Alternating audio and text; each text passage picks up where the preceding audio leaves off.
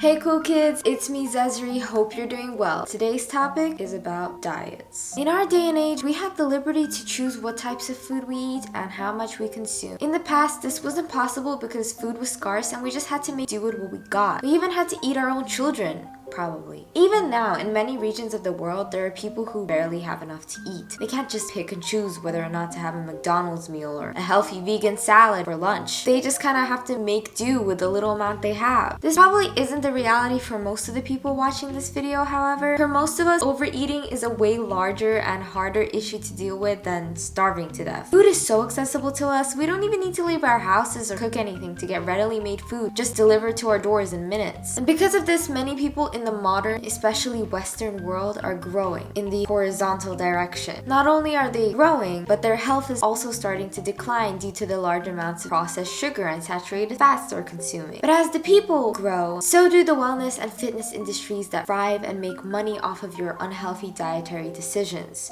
These industries push us towards a direction of wanting to look slim and wanting to be quote-unquote healthy in their definition. And because of these standards and this societal pressure and this immense amount of food freedom we have, thousands of different diets have emerged. These diets all claim to help you lose weight or help you become the healthiest and best possible version of yourself while simultaneously restricting the food freedom that modern humanity has managed to achieve. So basically today I'm going to be talking about two diets that are increasingly becoming more and more popular. Those diets are the raw vegan diet and carnivore diet. Two opposite extremes lacking and abundant in entirely opposite macronutrients. I've noticed how these diets are becoming more accepted and mainstream with the likes of Andrew Tate and various creators on TikTok and YouTube promoting these diets on their platforms. And well, I just want to talk about them, why I think they're kind of crazy, and why you should think about the risks before attempting them. And finally, the most important thing we want to find out is if a raw vegan and carnivore got into a fight, who would win? I want to know. Obviously, me being a masochist, I also decided to torture myself by including a little scientific experiment in this video. So I decided to eat like a raw vegan for a day and then like a carnivore for a day, and spoiler alert, it didn't really go that well. So if you want to know my thoughts and if you want to know the results of my experiment, continue watching. But before we move on, today's video is brought to you by Skillshare. Skillshare is an online learning community with tons of classes on whatever you could possibly want to learn or improve on. Ever since starting my YouTube channel, it has been so hard for me to navigate everything all on my own, and I know that many of you have asked me how I make and edit my videos. I use Final Cut Pro, but every time I use it, I find myself confused and frustrated because I can't seem to edit the way I want to. There's always like some weird errors going on. Luckily for me, Skillshare has so many lessons on how to use Final Cut Pro and how to be a YouTuber in general. For example, I took this class on how to use Final Cut Pro by Ali Abdal, and I found it to be super helpful. Like, I genuinely feel like I finally improved my video editing skills, and I just wish I had taken this lesson when I first started using Final Cut because it's made my life so much easier. Outside of YouTube and editing, there's such a huge range of lessons ranging from learning how to play guitar or how to manage your time, and it's constantly expanding, launching new classes each week. This is all without ads too. Just an endless, vast collection of knowledge. What could possibly be better? I know what could be better. The first 1,000 people who join Skillshare using the link below get a 1-month free trial. That's right, a whole month of being able to utilize Skillshare's large expanse of lessons on just about anything for free. Sounds like an amazing opportunity to me. So what are you waiting for? Go join Skillshare using the link and go learn quite literally whatever you want. Now on to the video. So what are these diets that I'm talking about, and why did they interest me enough to make a whole video on them? Well, I'll walk you through it. Starting off with raw veganism, the raw vegan diet is just the vegan diet but raw. So basically you can't eat anything that has been cooked and that is not vegan. This diet really isn't new. In fact, it's been preached about, followed for years, but recently it's been gaining more and more traction due to, well, TikTok mostly, and generally because the vegan agenda is spreading and you'll find extremists in any group of people. If you've heard about raw veganism, you may also be familiar with fruitarianism, which is people who only eat fruit, but that's more on the extreme side. Raw vegans mainly eat raw vegetables, fruits, nuts, seeds, and sprouted grains, and any sane human being would wonder, why would someone do this to themselves? Well, raw vegans generally have the belief that raw food is more nutritious nutritious than cooked food. And many raw vegans seek the health benefits that come with following the diet, such as better heart health, reducing the risk of diabetes, improving your digestion, and of course the most popular reason is weight loss. All of these things can very easily be achieved without fully going raw vegan. If you introduce more fruits and vegetables to your diet, you would probably get similar effects, but we'll debate these beliefs in a second. Before we do, let's watch some raw vegan TikToks and I'll share my thoughts on them. Here is everything I ate today. I started my day with fresh pressed orange juice, and for breakfast I had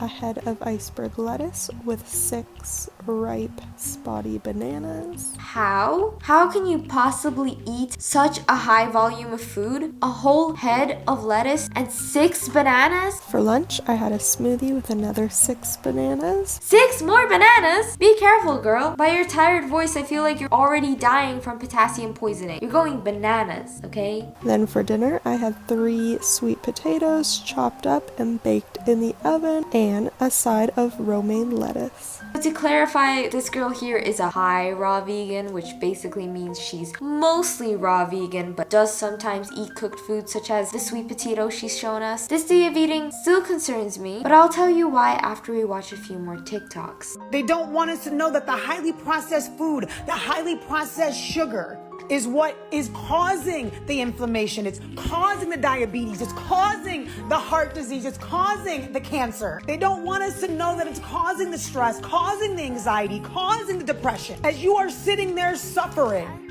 they don't want us to know because they want us to stay addicted. That's just wrong. You cannot blame specifically your diet on illnesses because there are a ton of other factors that cause you to get sick with illnesses and diseases. I hope that this gives you an understanding of how delusional some of these raw vegans can be. Now, let's just watch one more video. You're looking at the face of someone who hasn't eaten cooked food in almost 5 years. I'm a raw vegan. I don't eat meat, dairy, or eggs, or anything cooked.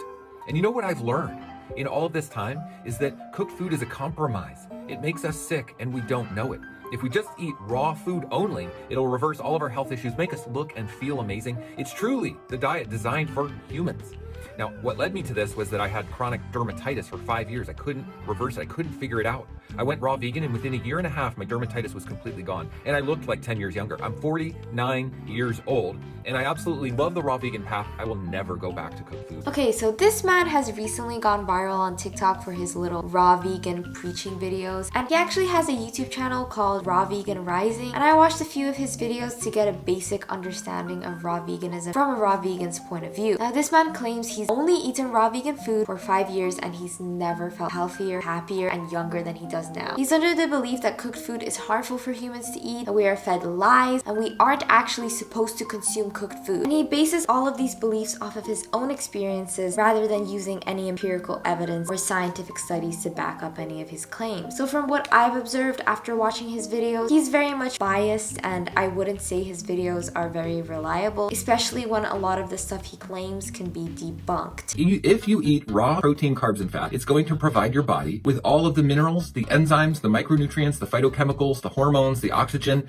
the biophotons that are destroyed when we cook our food. Also, the raw undenatured fiber running through our GI tract cleans out parasites, restores the balance of bacteria, provides exceptionally good hormones because all of our hormones are created in the gut. Okay, so when we run a lot of fiber, raw, undenatured, whole fiber through the digestive system, it really takes our health to the next level. I'm on the next level. This guy is actually insane. He's just throwing a bunch of scientific terminology at you that he probably doesn't even understand himself. If you've ever been in a biology lesson, you'd probably understand that this guy is talking out of his raw vegan ass. Not only does he list absolutely no sources for these claims, but so much of what he's saying is just wrong. He's saying that fiber gets denatured. Does he even know what denatured means? Fiber can't get denatured. And the last time I checked, cooking food doesn't destroy oxygen, and even if it did, we don't get our our oxygen from the food we eat. We breathe it in. And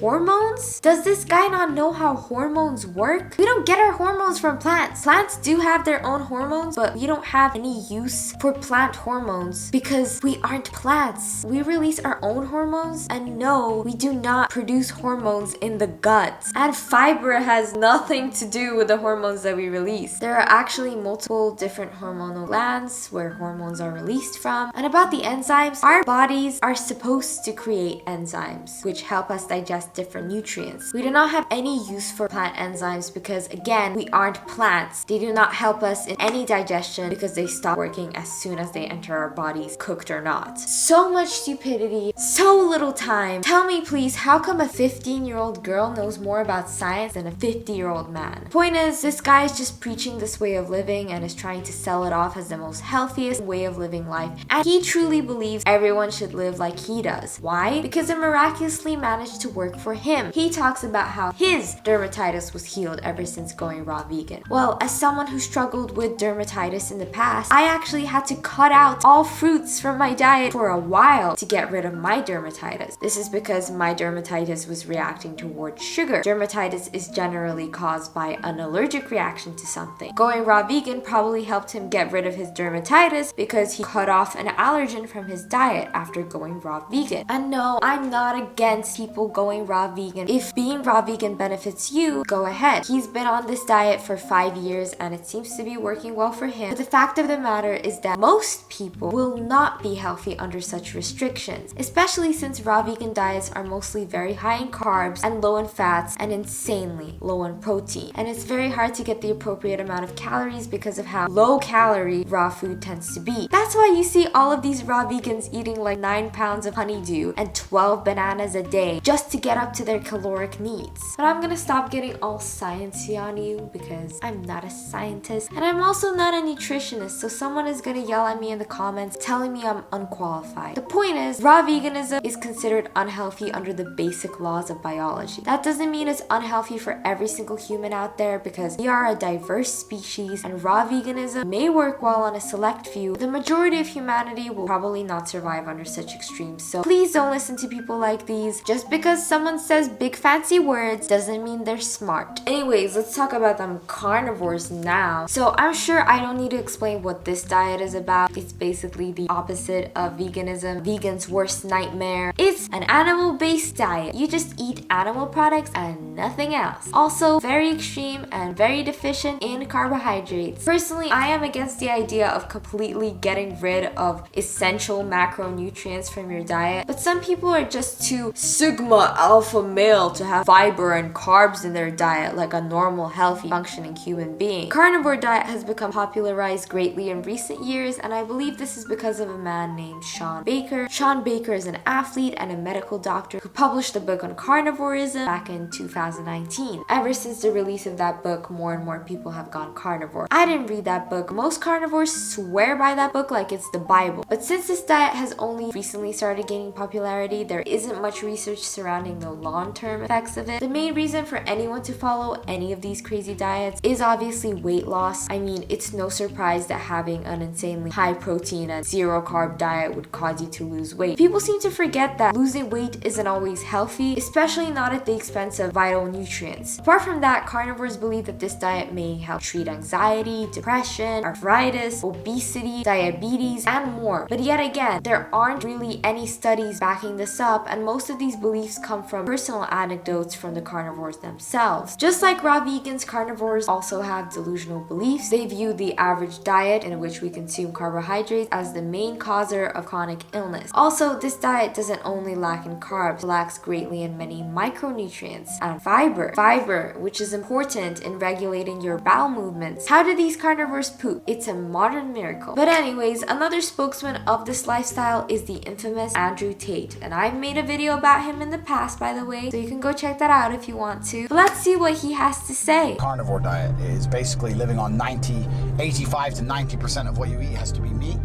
The first thing that changed is I started losing body fat, but now I started to really, like, my six-pack really came out, and I was like, well, this is crazy. And secondly is the way I feel is completely different. You actually have more energy. More energy. You know when you eat lots of food and you get that tired, lethargic, I want to lay down. Because of the insulin. That's all carbohydrates. Well, we all know that empirical evidence is Andrew Tate's second biggest enemy, the first being women. So I would take his little anecdotes with a grain of salt. Logically, eating 0 carbohydrates would probably make you have no energy, because carbs are the body's main source of energy. So Andrew Tate is probably just too sigma to get tired. But I really do hope his fanboys don't follow his dietary lifestyle. In attempting this, you'd probably look like Andrew Tate because all of your hair will fall out. But let's take a look at what a typical day of eating is like for a carnivore. Here's the carnivore Courtney Luna, and she's lost over 15 pounds since she's become a carnivore. For breakfast, I made a steak and egg cheese wrap, and I also had half a pound of burger patties. And for lunch, I headed over to In-N-Out. Once again, I'm obsessed. I had a Flying Dutchman and instantly regretted not getting 2. And for dinner, we had a big feast. I shared this with my husband and it was fabulous. So you get it, it's just a lot of saturated fat and protein. Many carnivores have the belief that needing fiber is a myth, which science firmly disagrees with. Also, please don't ask me to talk about those guys who eat a raw carnivore diet consisting of testicles and livers. I really have no idea what to even think about that, so I'm just gonna ignore it. It's insane how diverse humanity can be. Anyways, the point is both of these diets are extreme. They operate off of little scientific facts or evidence. They are most likely going to be harmful for most people, but there are a few people who swear by them. But I know someone is gonna yell at me in the comments being like, don't knock it till you try it. So I decided to try it. Take it away, scientist Zezre.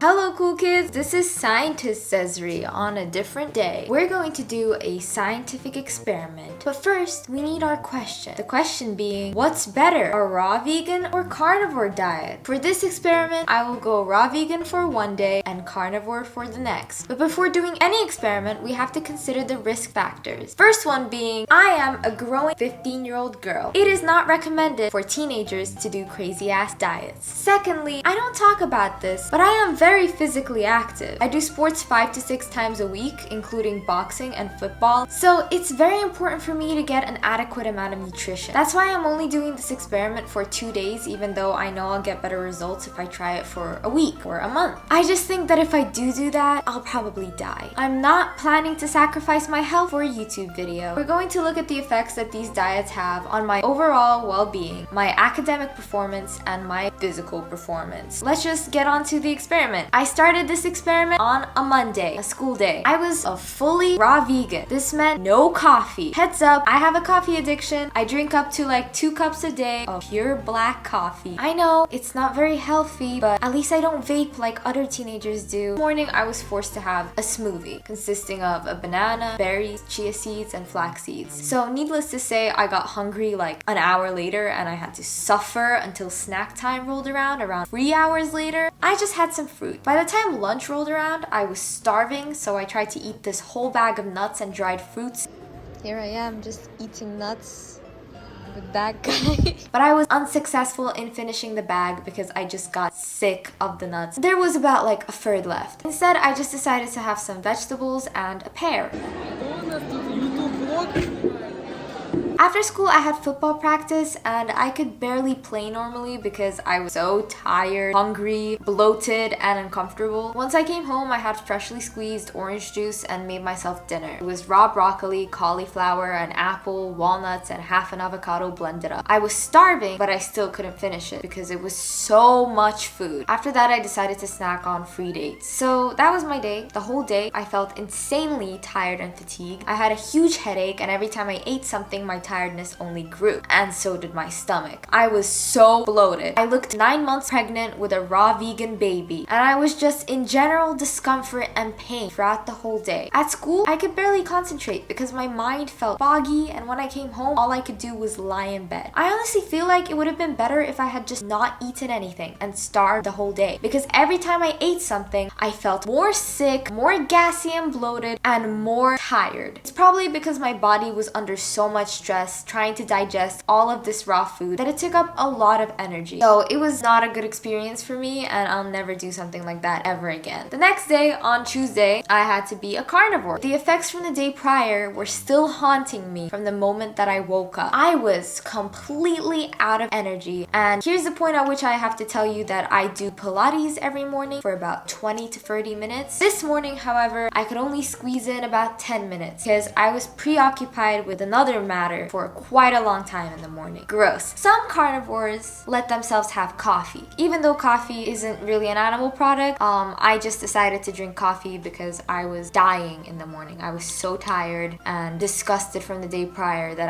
I just needed coffee. My actual breakfast was 3 scrambled eggs with cheese, and I felt like these eggs were laid by a golden hen. This breakfast was actually a filling breakfast that kept me full until lunch. I just had school lunch. I only took the meat options, obviously. They had beef stroganoff and grilled chicken with some melted cheese and tomatoes. I kind of just scraped that off and just ate the chicken on its own. And in the beef stroganoff, there were onions. I tried to pick them out and just not eat them. It looks like absolute dog shit, but it was actually okay, and I had no trouble eating it. I felt satisfied after this meal and came back home after school. At home, I had 1 hour to kill before I had to go boxing, so I decided to have a pre-workout snack of cottage cheese mixed with plain yogurt. I did do my research and found that some carnivores allow dairy products, but some don't. I just decided I'd let myself have dairy products because the rules to this diet don't really make sense. Anyways, during my boxing, my body was feeling fine. I was still very bloated, but I didn't physically feel tired. My brain, however, was very tired. I had trouble keeping up with the combinations my trainer told me to do, and again, I was experiencing some really bad brain fog. When I came home, my mom grilled me a nice steak, and I ate that and enjoyed it. The carnivore day went a lot smoother than the raw vegan day. I know that caffeine probably played a large role in determining that, but I genuinely just felt overall a lot better, more satisfied, and I didn't feel hungry at all when I was a carnivore. I did still feel very tired and bloated, and I experienced heartburn, probably due to all the fat I consumed, so I'd still not recommend doing it. But in comparison to raw veganism, personally, it was a lot easier for me. The next day though, I woke up to my stomach kind of being in pain. After having my usual breakfast though, I felt a lot better, but I was much hungrier the day following my experiment than usual, and I presume that it's probably because I underfueled during the days that I was doing the diets, because it's kind of hard to meet your caloric needs when you're restricting yourself so harshly. So yeah, my experiment wasn't really the fairest. It probably doesn't show the most accurate results, but I do crown the carnivore diet as the winner. That doesn't mean I'll ever want to do it again though. It's still terrible and I wouldn't recommend it. So what can we take away from these two opposing lifestyles/diets? Well, I am someone who is just not the biggest fan of diet culture in general. I believe that intuitive eating is probably the best approach you can take. That doesn't mean you should think it's okay to treat your body like garbage and overconsume junk food just because you feel like it. I think that balance is key when it comes to how you eat and how you live your life. Human bodies are built for balance. We don't operate well at extremes, which is why I don't understand why these people feel like they must eat in such extremes in order to be healthy by their standard. Many of the health benefits that raw vegans list can be achieved by simply just adding more raw fruit and vegetables to your diet and decreasing the amount of processed food you consume. You don't need to only eat fruits and vegetables to have similar effects. Many of the health benefits carnivores list can be achieved by just increasing your protein and fat intake and decreasing the amount of processed food you're eating and reducing your sugar consumption. Why must you go all or nothing? Can't you find a comfortable balance and treat your body with kindness? If these diets genuinely truly work for you and you feel best at these diets, it's fine. You can continue doing them. I can't really control your body or what you choose to do with it. But I know that many people doing these diets are just being overly strict on themselves and restricting their body of the vital nutrients it needs, all for this twisted idea of being healthy. But what really is health? Is health longevity? Are these people aiming to just try and live longer? Well, why would you give up your right to eat foods that make you happy in the quest to live the longest? At any moment, you can get hit by a car and die. What you eat has no control over that. And health itself, it has no mold. There's no formula for you to follow to ensure that you'll be healthy. All human beings are genetically different and require different amounts of nutrients to be functional. No diet out there is guaranteed to work for everyone, so there is no such thing as the healthiest diet. If you want to be healthy, you should love yourself and learn to treat your body with the respect it deserves. Don't punish it, and don't be too harsh or strict on it. And being healthy is so much more than just what you eat. There are